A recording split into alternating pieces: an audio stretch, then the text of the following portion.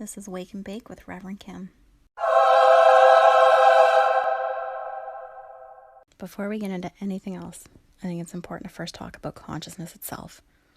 Everything we do here, everything I talk about, and that will come up, and from here, we'll always come back to this subject.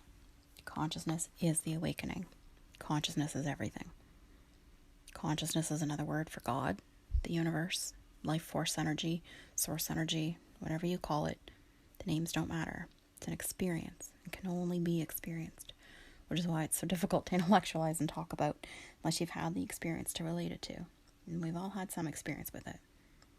You feel it when you meditate or hold a brand new baby, or when you're on the lake fishing or sitting in nature, watching a flower, feeling the breeze.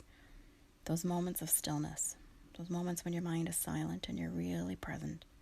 Those moments when you catch yourself feeling like everything is perfect, everything is alive, and you feel alive. You might have felt a glimpse while doing dishes or a craft, walking, running, when you're focused on a task. But there's space and silence and awareness there. Maybe even on some kind of psychedelic or in a float tank. Sometimes it happens spontaneously and in a flash, but most often it happens in a process, a culmination of experiences that build. Everyone awakens differently and at their own pace. It can be lonely and hard. Doctors don't often understand it, and it can be hard to find a mental health care practitioner too who can support you through it. But it's the biggest game changer. Once you've tapped in and know, you can't not know anymore. So your whole life begins to change.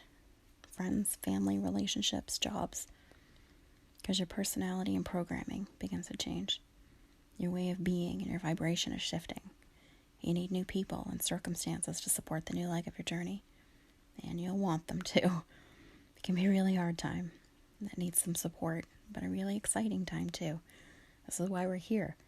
We're spiritual beings having a human experience. But to become lucid within the dream, lucid within the experience of life, that's where it's at. And that's what we're doing here.